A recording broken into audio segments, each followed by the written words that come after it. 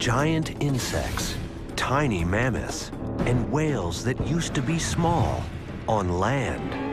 In the story of size, expectation gets turned upside down. Rats are the heroes. Ants are the kings. And people are getting bigger all the time. People will probably be 7 or maybe even 8 feet tall. Size matters right now on Evolve.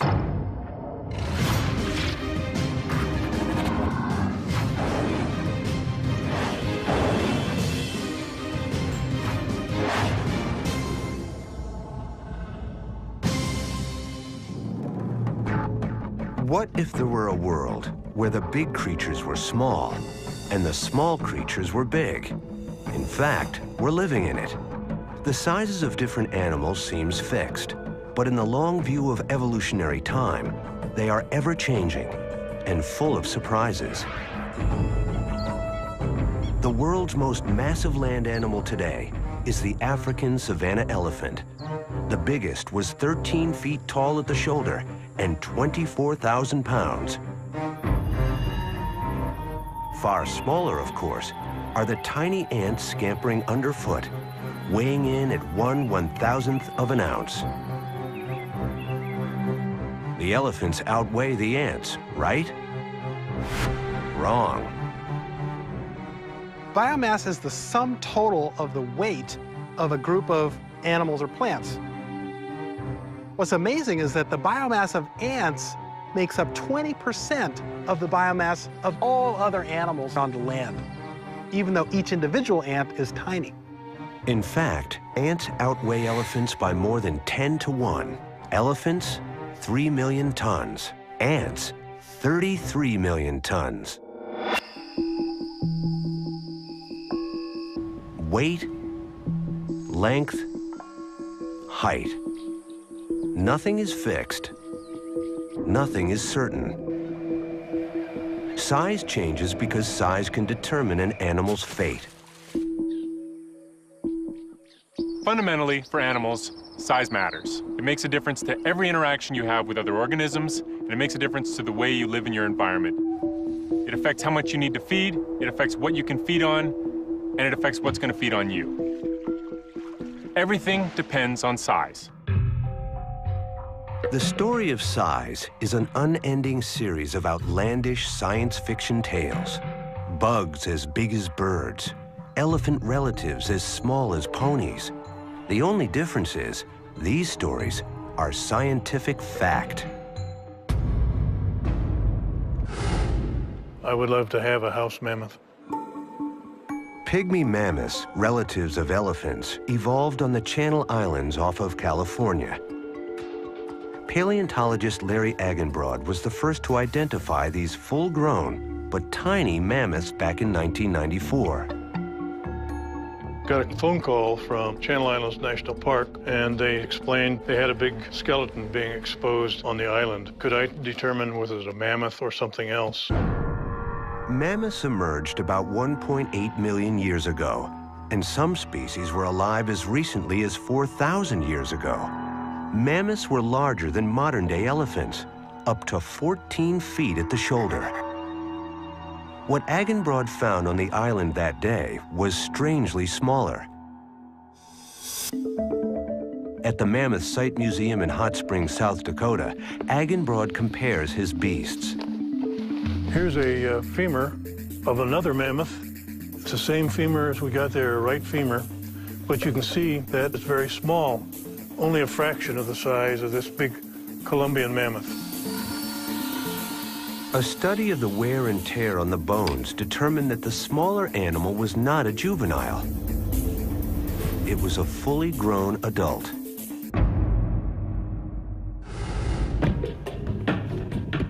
Years of digging since that first find have revealed that an entire community of pygmy mammoths evolved on the island. On the island, I'm finding the average size about 5.5 feet. These mammoths were 1/10 the weight and half the height of their cousins on the mainland, and lived there as recently as 20,000 years ago. Why did the mammoths evolve to be so small? Agenbrod knew the environment played a role, and that strange things happen to an animal's size on islands. On the Galapagos Islands in the Pacific Ocean, tortoises can balloon to 700 pounds, 3.5 times continental size. Indonesia's Komodo Island is home to the world's largest lizard, the 10-foot Komodo dragon.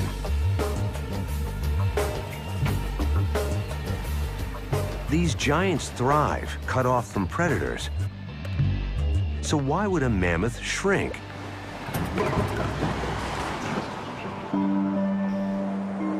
Agenbrod looked to the island history for clues. He discovered that over time, sea levels rose. And what was one large island with a broad coast became 3 smaller islands of steep and craggy peaks.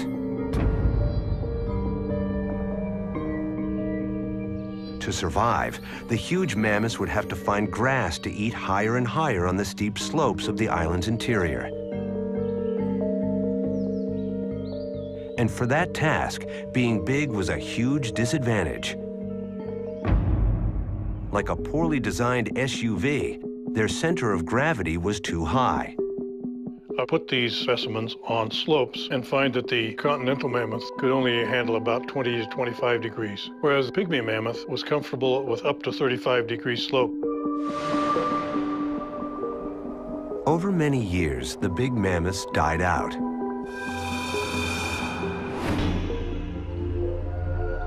The smaller ones survived, mated, and bred generations still smaller, until the pygmy was all that was left.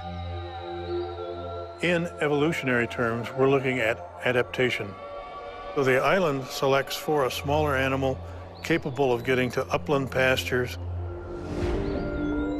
Like all animals on Earth, the size of pygmy mammoths was determined by a complex cocktail of factors. Here on this island, food supply and the lay of the land were enough to shrink them to 1/10 of their original mass.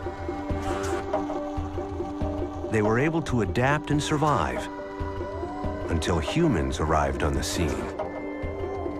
I think these little beasts saw the first people arrive on the island, and the first people that arrived on the island saw a meat source that was manageable. I kind of regret the fact that we didn't have an island where nobody ever got to. They were still on Wrangel Island 3,700 years ago. That's when the Egyptians were piling rocks and make pyramids. Agenbrod holds out hope that even though humans were a major factor in their demise, someday humans might engineer the mammoth's return. I'm for cloning if we can bring back a mammoth. I see no reason not to bring them back if we have the skill and the technology to do so.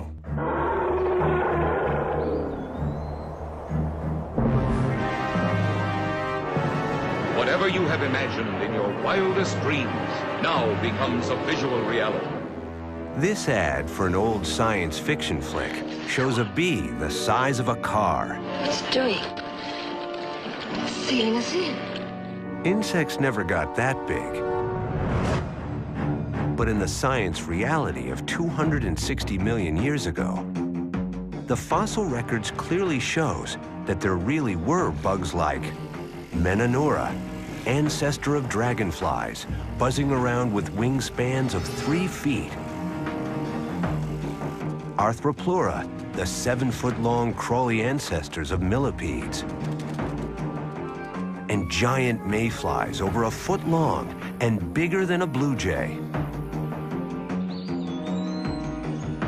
It turns out the bugs grew big because of an excess of oxygen in the atmosphere.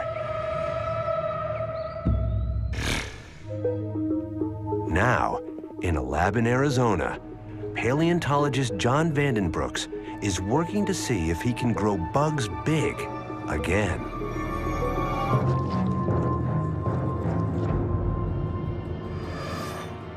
We're rearing insects in the lab here under different oxygen levels to see how it affects their modern development. The most massive bug in the world is the South American Titanus beetle. It can range up to 6.5 inches long. Why can't it grow bigger?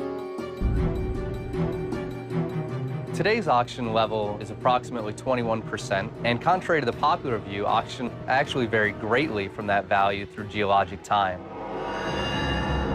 Oxygen is at its highest recorded levels when insects are giants. Could this be why they could grow then and not now? This video X-ray shows a beetle breathing, not through a closed system with lungs and a bloodstream carrying oxygen like humans, but through a series of tubes, like an open-air duct system, bringing in air directly from the outside world through the insect's hard and inflexible shell.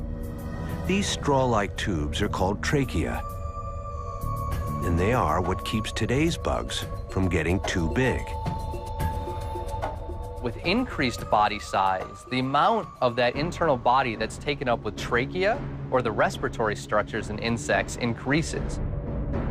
As the bugs get larger, the bigger air tubes squeeze out the muscles, and a maximum size is quickly reached, because a bug without leg muscles can't move and gets eaten.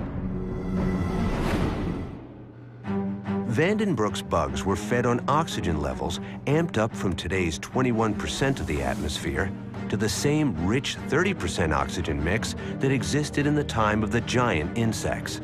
The result? 25 to 30% larger bugs. Because the trachea can draw enough fuel, staying just the size they are. With enough generations, who knows how large these oxygen-fed bugs might grow? What if oxygen levels rose again? Would the ad for that old science fiction movie be a coming attraction for our own future? The answer is, likely not. With higher oxygen levels, an insect may be able to achieve a much larger body size, but just because it can doesn't mean that they always will. It's these other factors, such as predation and nutritional availability, that will also work in combination with the environmental factors to really establish what body size that a group of insects or an individual insect will actually grow to. Oxygen supply is just one of dozens of factors that influence how big an animal can get. Some of these factors, like gravity, we've known about for a long time. Some remain mysteries, like how the blue whale grew to become the largest creature that has ever lived. The jaws of this animal alone could swallow a small compact car. Now, these two scientists think they might have finally uncovered the answer to the mystery of the blue whale. See how much the muscles actually... I've never seen anything like this before. Yeah, this is unprecedented.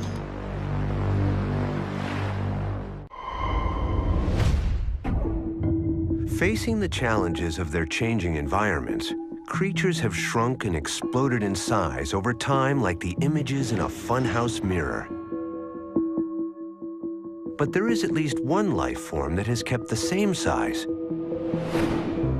for 3.8 billion years. Bacteria started small and has stayed that way ever since. And there's a tendency to think that bigger is better, but really being small is a pretty good trick. For bacteria, it's been a nearly unrivaled story of evolutionary success. It's been said that if humans disappeared from the Earth, 99.9% of species wouldn't even notice that anything had happened. But if the bacteria disappeared from the Earth, humans would be dead in a matter of hours. But it seems that getting bigger is a stronger trend. About 1.8 billion years ago, some single-celled creatures either split on their own or joined with others to form the first multicellular organisms. They were the giants of their day, and they started a trend toward larger forms that would continue. Given a favorable set of circumstances, life tends to size up. One reason that animals might get bigger through evolutionary time, if you have animals within a species competing with one another, and the big ones are always winning and the small ones are always losing, the big ones have more babies and the small ones have fewer babies, and therefore, over time, you would see a progression from smaller animals to bigger animals, which is exactly what we see for a lot of different groups. The ocean offers improved chances for some animals to grow bigger because the buoyancy of water takes away some of the strain of gravity.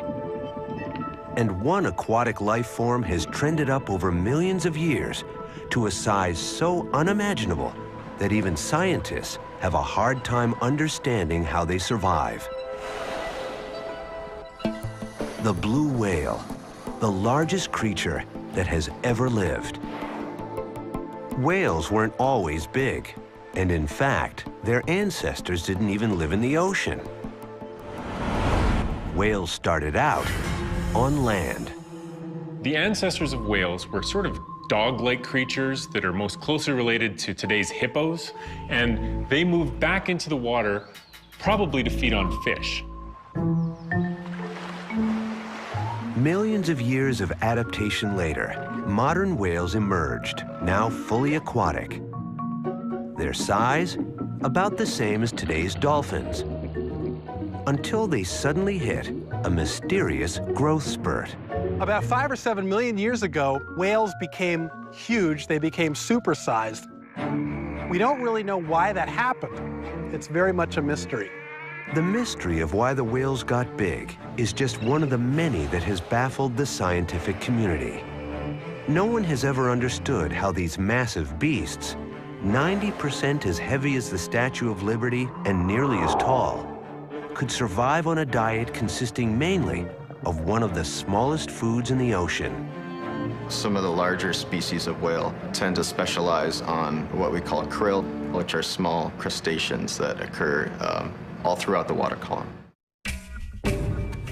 Jeremy Goldbogen and Nick Pyenson, biologists working at the University of British Columbia in Vancouver, believe they are on to the whale's secrets. How they feed and how they grew.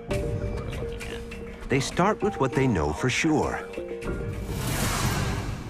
Whales gotta eat. Large body size means that you have enormous resource requirements.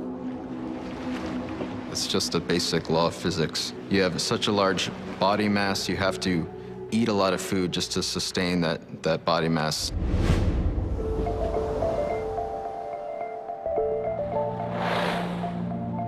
The blue whale needs a ton of food a day to survive.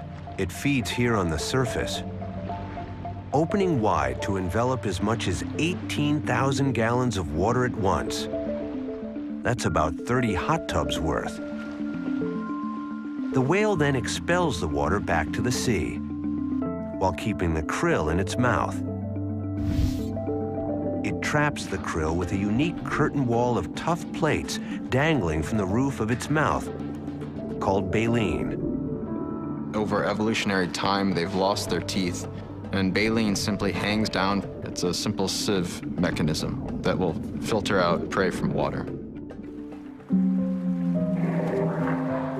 But even with baleen, the whale only captures about 20 pounds of krill at the surface. That means 100 meals a day, a seemingly impossible task. It makes you wonder whether or not the baleen whales can meet their daily energetic requirements. Clearly, the whales could not be so big unless they ate enough. Could their size be related to the way they got their food? A huge break in the case came by accident. In 2003, Goldbogen worked on a joint expedition with Scripps Oceanographic and Cascadian Research that attached recording devices to whales with suction cups to track singing behavior. The tags measure such things as how fast they go, how deep they go, when they're swimming. But the whales didn't sing and the data seemed useless until Goldbogen realized that the whales were acting strangely, tremendously active. A detailed analysis revealed that the whales were feeding 600 feet down below the surface. Could this secret dining spot hold the key to the whale's success? This is the first time we've been able to see what a whale is doing underwater, at least a whale this big. Using the data, the team constructed the first detailed explanation of the whale's deep dive feeding. First, the whale turns head down and powerfully beats its tail a few times to gain momentum. After the first 40 feet of descent, the whale's lungs collapse from increased water pressure, and it drops like a lead weight. Sighting a dense mass of krill, it suddenly opens its mouth, nearly 90 degrees wide. The whale quickly shuts its mouth, squeezes out the water over 30 seconds, and traps the krill behind the baleen filter. An adult fin whale can execute a lunge in about 6 seconds. It takes 3 seconds to lower the jaws and 3 seconds to close the jaws. The jaw snap is one half of the technique. The second is the huge cavity that opens up beneath the lower jaw. So this would be similar to what we have right here under our chin. So their tissue runs from the chin all the way to the belly button. The research shows that each deep dive averages 4 lunges and lasts about 7 minutes before the whales have to come up for air. In the Southern Ocean alone, krill constitutes 500 million tons of biomass, twice that of humans. And krill appear in oceans all over the world. This plentiful food supply for whales turns out to be a key factor in their evolution as giants of the sea. With dense packs of krill available 600 feet down, even at only 20 pounds a bite, the whales can get enough food in just 4 hours a day, leaving plenty of time for singing.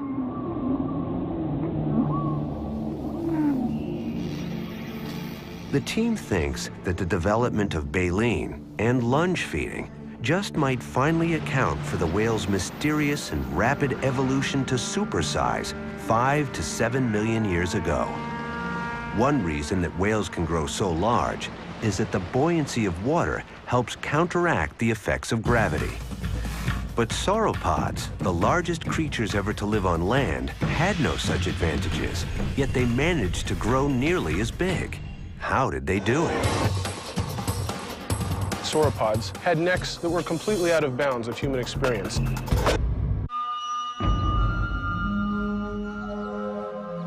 In the world of big, nothing on land has ever topped the sauropods. A plant-eating subgroup of dinosaurs, sauropods roamed the entire globe 200 million years ago, ranging up to 130 feet long, nearly the length of the White House. They set all the records for land animal size. They were even too big for T-Rex to attack. We don't find very much evidence of big sauropods being attacked by big predatory dinosaurs, things like Tyrannosaurus rex. Be up to 30 or 40 feet long and maybe 7 tons. These are fearsome animals, but they're just no match for a full-grown sauropod. These beasts were so much bigger than anything else that has ever lived on land that scientists knew the combination of factors that produced them must be unique. What was the secret of the sauropod's success? This is Brachiosaurus.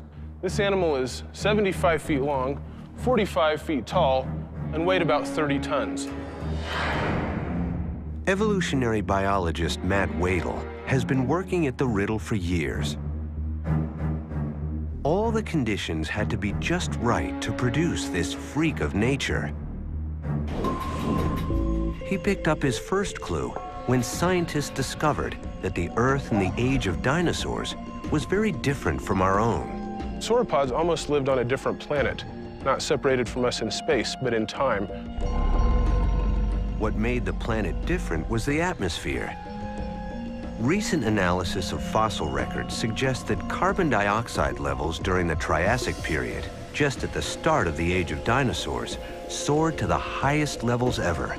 As a result, plant growth exploded.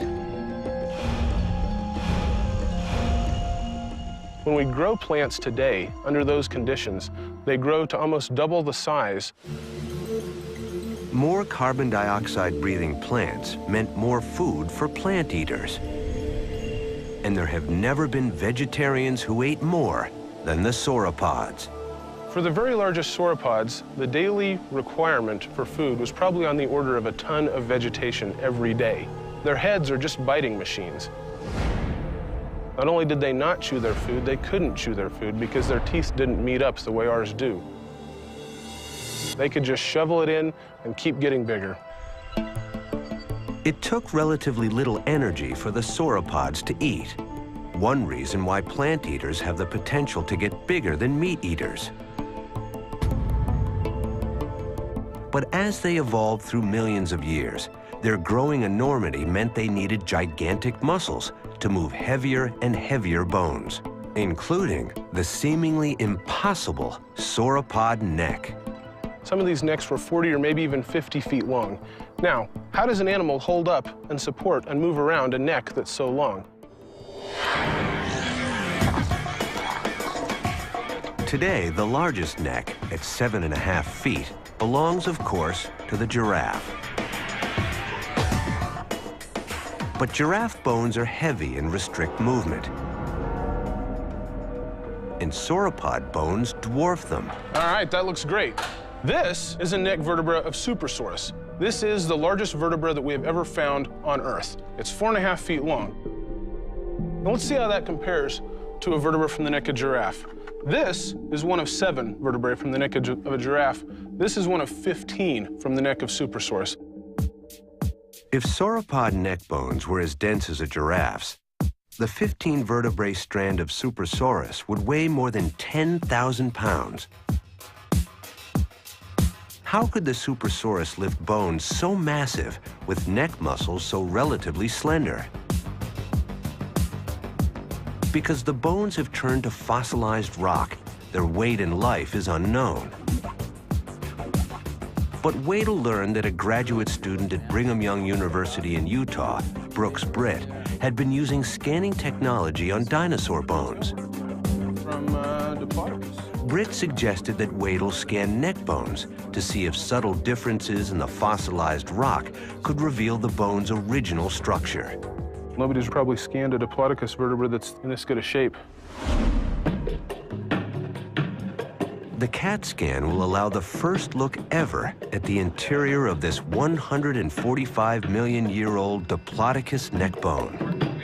The different densities of rock within the bone are invisible to the naked eye, but the scanner clearly reveals that the bones in life were feather light.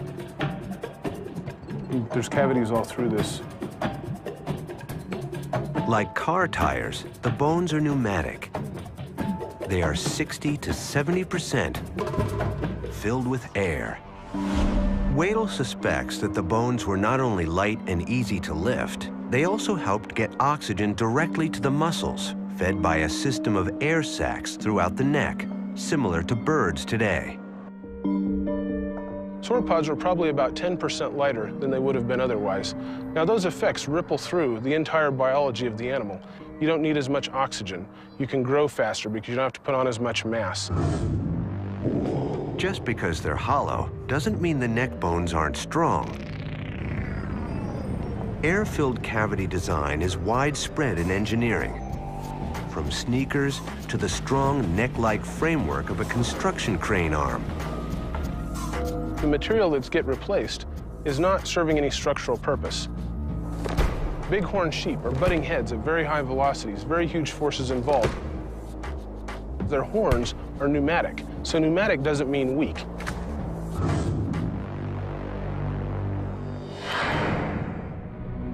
The sauropods had hit on just the right mix to become a freak of nature.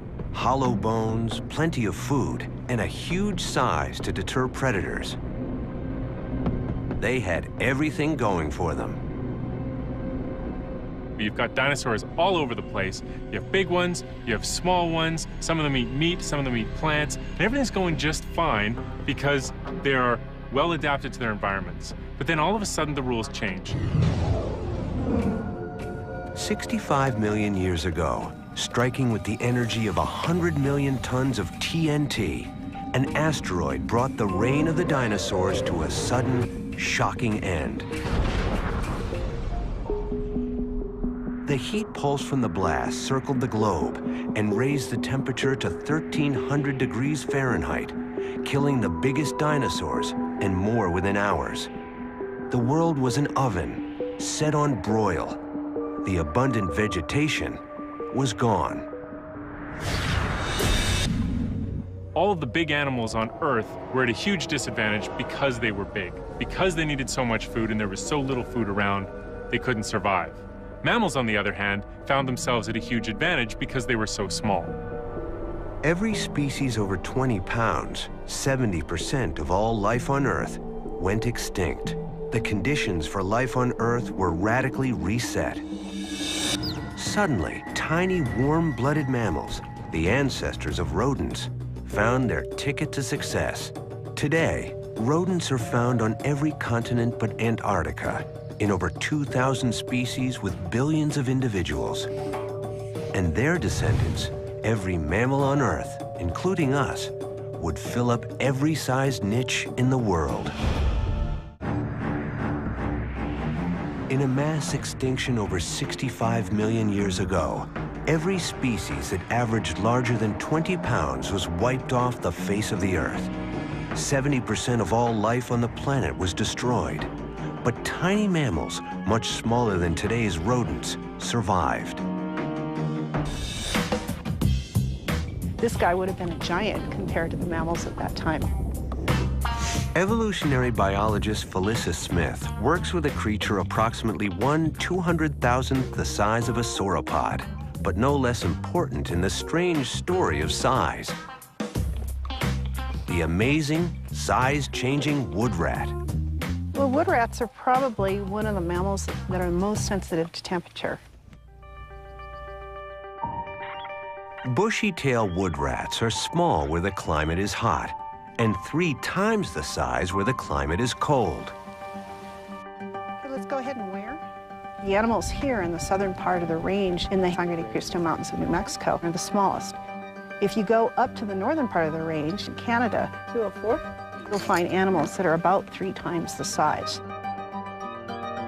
Wood rats even live in one of the hottest spots on Earth, Death Valley, offering a hint of how those earliest mammals survived when most everything else died in the wake of the asteroid hit. In Death Valley, for roughly 3 months, it's above lethal every single day. So how are the animals able to get around the fact? Well, for one thing, they're nocturnal, but that doesn't help much when nighttime temperatures are still 118. It's still above lethal. Smith made repeated ventures into the blistering heat of Death Valley and uncovered the wood rat's survival secret. The animals build these enormous dens, and we found to our surprise, by burrowing deep enough in the ground, some of these animals were able to get to a place within their den where the temperatures were 36 degrees Fahrenheit, cooler than the outside temperatures, which is an enormous amount. It gives them an edge where they can actually survive. For the wood rats in Death Valley and those first mammals, being small was an advantage. They were able to hide out and survive on little until food sources returned and life on Earth could spread again. Mammals radiated out into thousands of species, from leopards to rabbits to people. And 3/4 of those species have grown larger over time. A lot of groups, when you look at the sequence of fossils over time, you see that within a species, animals are getting progressively bigger. It's not true for all groups, but it's true for quite a few of them. For example, horses in North America have a beautiful fossil record documenting ever-increasing body size over tens of millions of years. In an evolutionary sense, there's always selection for larger size. You're better at getting mates, you're better at fighting with other individuals. If you're a carnivore, you're better at stealing carcasses from other species. There are lots of reasons to get big. Blair von Valkenburg teaches ecology and evolutionary biology at UCLA. an expert on wolves, past and present, Valkenburg argues that with size comes risk. As meat-eating mammals grow larger, they reach a tipping point. It's really interesting. Mammalian carnivores fall into two groups, basically divided by body size. Everything that's less than 44 pounds and pretty much everything that is above 44 pounds. Above 44 pounds, a meat-eating mammal has to change its diet to eat much bigger prey. Otherwise, it has to hunt too frequently. Imagine a day in the life of a wolf. And the wolf says, I'm going to eat mice today. So he goes out, he hunts, catches a mouse. Yum, that's good, but I'm still hungry. So let's get another mouse. Still hungry, another mouse, and another mouse, and another mouse. Every mouse he catches, he's expending that energy that he gained catching that next mouse. So he can hunt all day and never get full, never be satiated. The balance between size, food, and the energy required to get it means that no land mammal carnivore could ever be bigger than 2,400 pounds, about 700 pounds heavier than the heaviest polar bear. Animals can't get infinitely big. There are all kinds of factors that come into play. Animals have to be able to get enough oxygen to their tissues to keep their tissues alive. If you're really big, that's not very easy to do. Animals have to be able to find enough food to feed themselves. If you're infinitely big, there's just not enough food in the environment. Also, most animals have to move around on the ground and support their body weight. And if you're too big, that just can't be done. The dire wolf evolved about 9 million years ago and grew to 150 pounds, twice the size of today's gray wolf, which made it an evolutionary success for a time. But the dire wolf could not adapt when the change in climate killed off some of its prey. After 100,000 years of coexistence with its gray wolf cousin, the big-eater dire wolf went extinct 10,000 years ago. Meat-eating dinosaurs, of course, got much bigger. But even an energy-efficient reptile like T-Rex bumped up against its maximum size. Tyrannosaurus rex was probably limited in how big it could get because it relied on meat. And there are studies that suggest that Tyrannosaurus rex was as big as a carnivore can get. Sometimes you can't just keep on getting bigger. What about human beings? Are we evolving bigger and taller all the time? And are we therefore at risk for extinction? There's no question that over the last 100 years, people have been getting taller, especially in North America. If you go to an old colonial home, the doors are shorter, you feel like a giant walking around in there. But is that a result of evolutionary change, or is that just a result of differences in nutrition? That's something we don't exactly know. Human height is something of a mystery, and the story is full of surprises, starting with the fact that we are now shorter than we were 50,000 years ago. Believe it or not, agriculture was not progress. Across the globe, human height has risen in the developed world over the last 150 years, from an average of 5'3" for men to 5'8", with women about 5 inches shorter. What accounts for this growth spurt? Better nutrition? Or an evolutionary trend brought about by mate-choosing behavior that Charles Darwin named sexual selection? Or to put it in the terms of the mating ground, chicks dig tall guys. In general, I prefer taller men. If he has a larger and stronger physical appearance, it just looks better. I like them to be bigger than me to feel more protected. It's just more attractive. Something kicks in.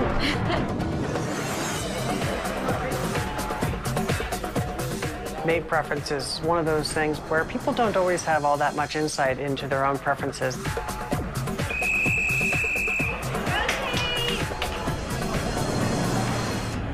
Evolutionary psychologist Robert Kurzban studies human mate preference, gathering data in the controlled conditions created by a hurry date.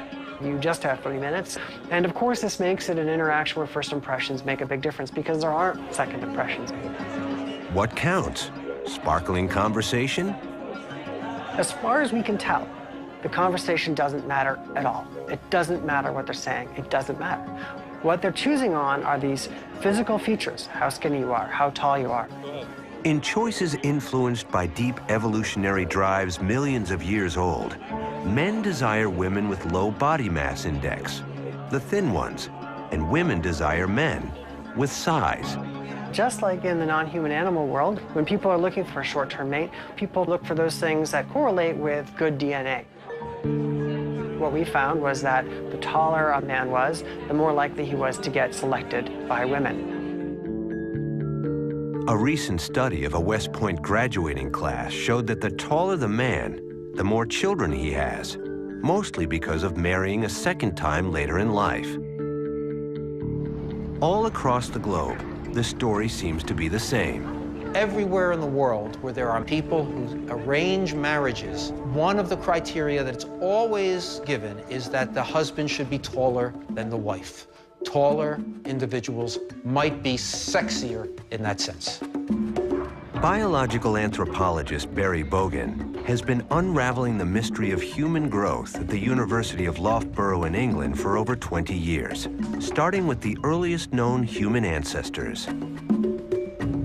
What I have in my hand here is a cast of the femur or thigh bone of Lucy, the famous Australopithecus afarensis.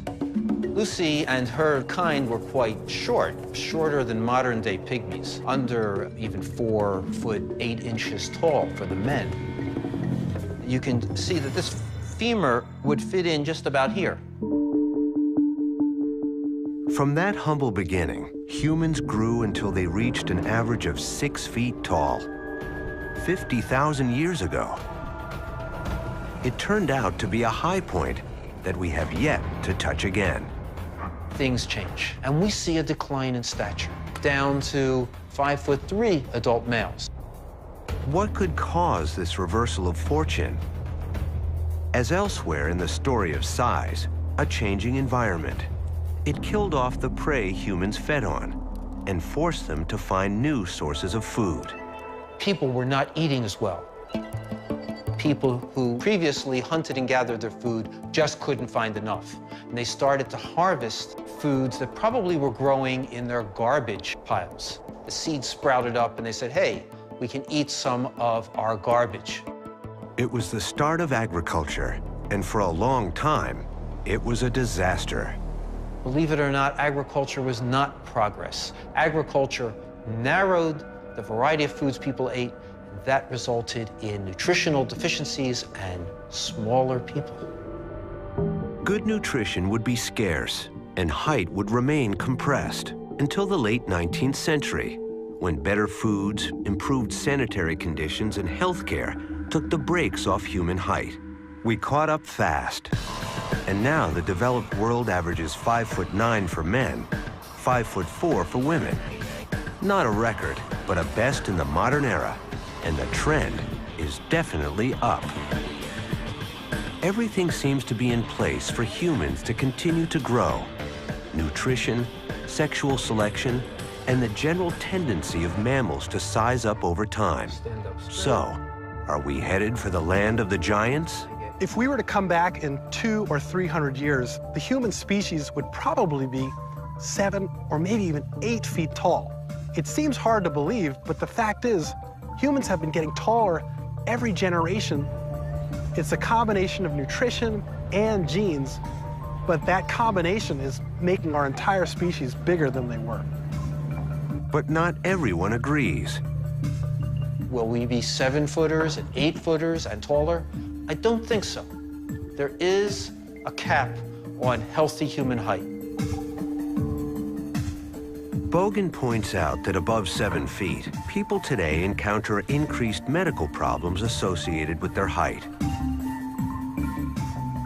He believes that the greatest average height we can most likely achieve is a healthy 6'2" for men and 5'8" for women. If I live another 100 years, you can come back and ask me if I was right or wrong. As human beings and all life on Earth moves to the future, all the factors affecting body size, from mating to predation to environment, will continue to be in play and are likely to produce amazing and unexpected results as size continues to evolve.